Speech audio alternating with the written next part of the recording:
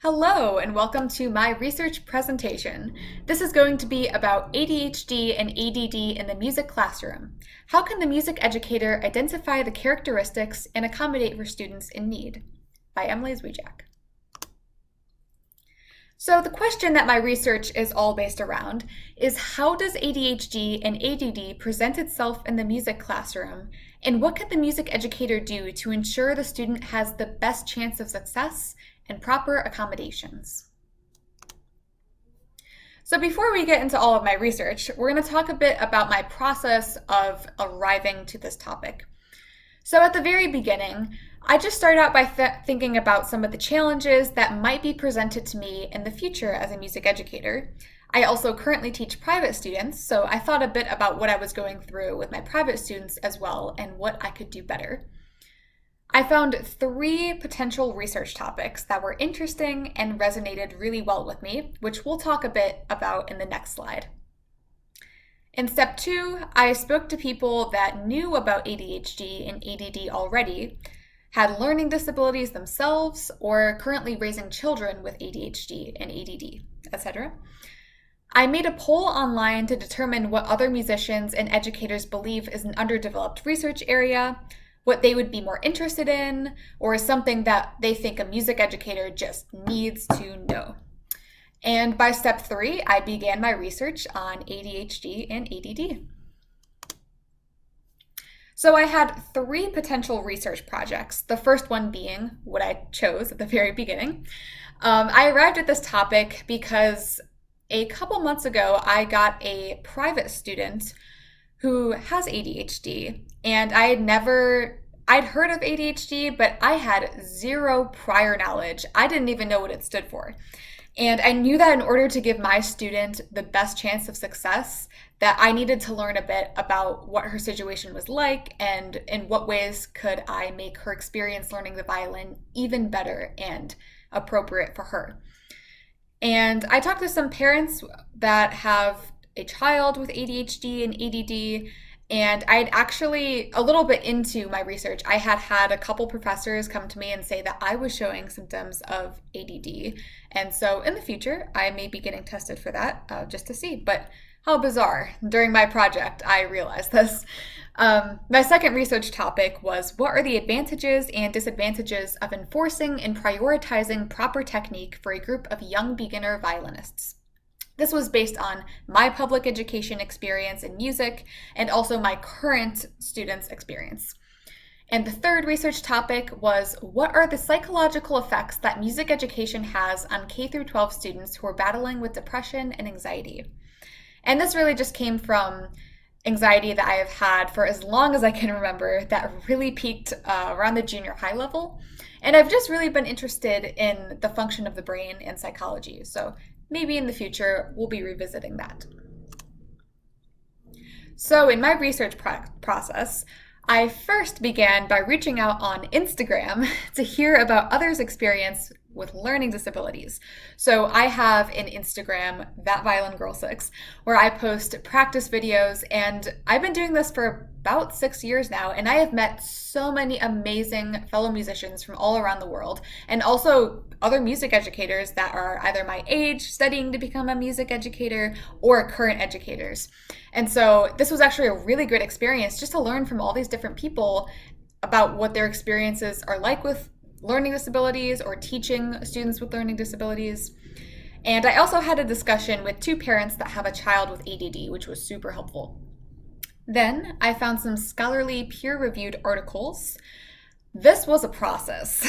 I had no success with EBSCO, Oxford, or the general search engines on the Roosevelt Library website.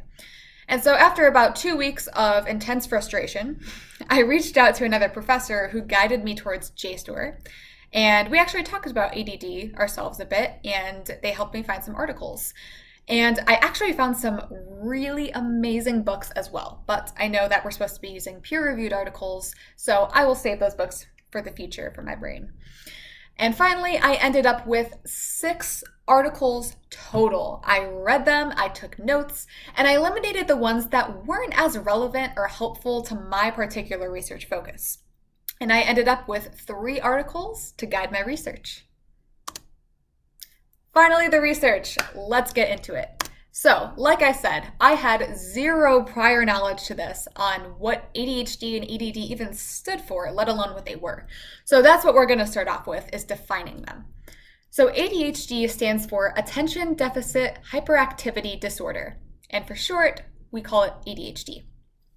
Some of these symptoms are being extremely fidgety, talking excessively, having difficulty completing quiet activities, having so-called too much energy, presenting socially unacceptable behavior, and impulsivity.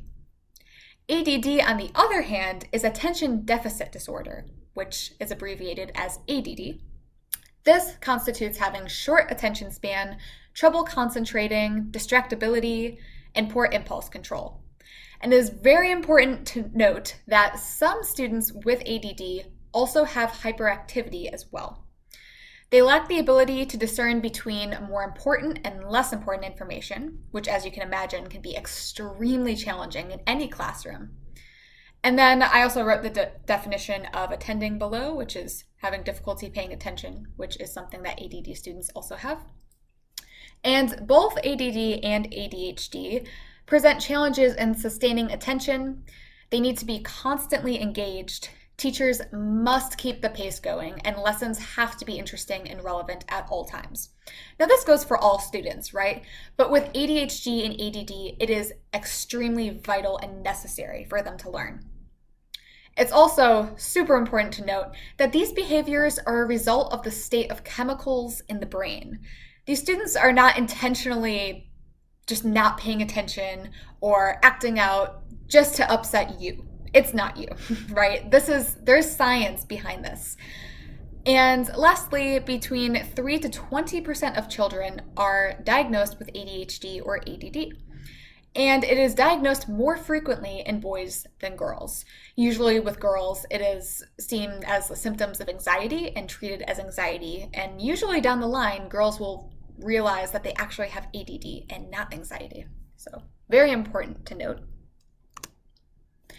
While I was looking through these peer-reviewed articles, I found two very important laws that help support these students. The first one is the Individuals with Disabilities Education Act, which is IDEA. This goes for students ages between 3 and 21 and states that no child in the United States can be denied a free and appropriate public education. I also included that little link below that talks a bit more about that law. And the second one is Section 504 of the Rehabilitation Act of 1973. This is a national law, and it bars discrimination on the basis of disability and all institutions receiving federal funding, which includes all public and most private schools, colleges, and universities. This protects qualified individuals from discrimination based on disabilities that substantially limit major life activities. So, not only did I want to learn about what ADHD and ADD were, but I wanted to come up with some really great strategies for teaching and that I can use for my current student that has ADHD. And I know that this is going to come down the line as well when I'm teaching in the classroom environment. So I'd like to talk a bit about some strategies that I found in these articles. First things first, there are two examples of accommodations. The first one is adaptions, which are adjustments in the environment, instruction, or materials for learning that enhances the student's performance and allows for at least partial participation. So an example of this is, say that the school choir is rehearsing in the room next door to the orchestra room, and the sound is bleeding through the walls. So the teacher can make an adaptation so that that student doesn't have a music class during choir rehearsal. Now, I know changing schedules can be a little tricky, but if it's best for your students, I say go for it. And in adaptation, requirements stay the same, but the level of distraction is decreased. On the other hand, we have modifications, which changes the standard of participation or the extent of what a test or evaluation measures. An example of this can be that your student is struggling to learn scales, and they can be required to learn 4 scales instead of 8 like the rest of the students. Now, this can be a little tricky because you don't want your student to feel like they are less than capable of the other students. So you have to kind of get to know your student and see, is it best to give them this modification, or is it going to make them feel worse in the long run? And also, this is a little tricky because lots of schools have requirements that you must meet exact standards and all this. So if you need to advocate for your student and change that, advocate for your student.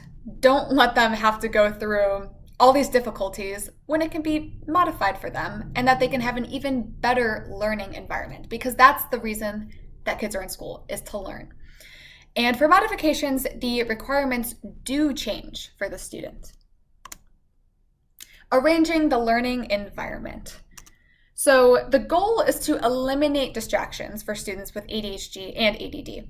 And some of these examples are more private lesson based, but they can also go for the music classroom as well. First thing is clocks. So ADD students can become extremely overwhelmed by that 60 beats per minute ticking constantly. I'm sure some of us are, but for them, they just cannot focus. That is all they will focus on. So if you can get a clock that doesn't make that ticking sound, or just face them away from the clock as well, because even watching that hand can be distracting, that would be great. The second one is a little bit of a gimme, but don't have your phone out.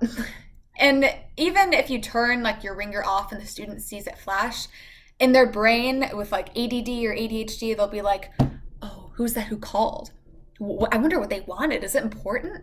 Is it going to ring again? Like that's what's going to happen in their brain, right? And we don't need that distraction. So just when we're teaching, keep the phones away, and we can get to that later.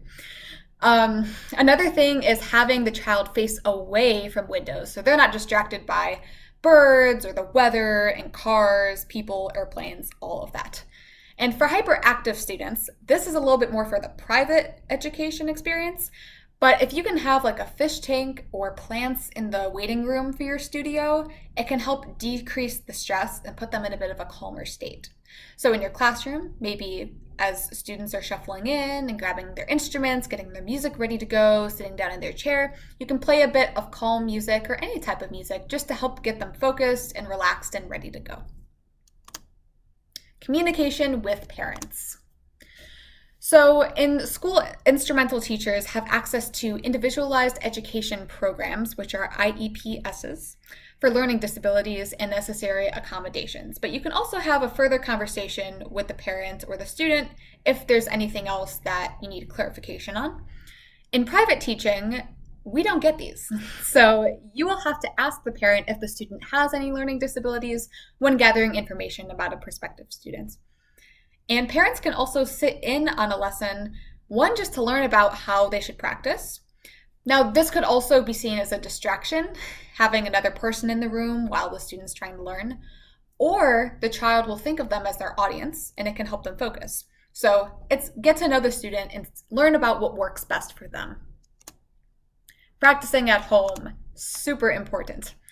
So I just came up with, from these articles, 4 different ways to make practicing a little bit more fun and activity-wise, so that way students aren't going to lose focus immediately with ADHD or ADD. This always gets them excited about practice and into it. So come up with 5 different ways to play the opening phrase in your solo. Sight read duets with friends for at least half an hour. Come up with a title for the etude you're working on this week. Find 3 YouTube videos of musicians performing your solo. Write down at least one thing you like and one thing you do not like about their performance. And I also just wanted to include very quickly on here CARE, which is an acronym for positive teaching that I read about in one of my articles. And CARE stands for concern, authenticity, respect, and empathy. So just some takeaways as we wrap up this presentation and things that we need to remember. So the teacher can be wonderfully experienced and highly stimulating, and ADD students will still have difficulty paying attention. You as the teacher are constantly competing with that mark on the wall or that flickering light. So it is not all you. You're doing your best to support these students and eliminate distractions, but don't beat yourself up over it. It's a process. And also remember that even without distractions, ADD students will still have difficulty keeping their attention on one task for a long period of time. And here are the 3 citations for my articles that I used in my research.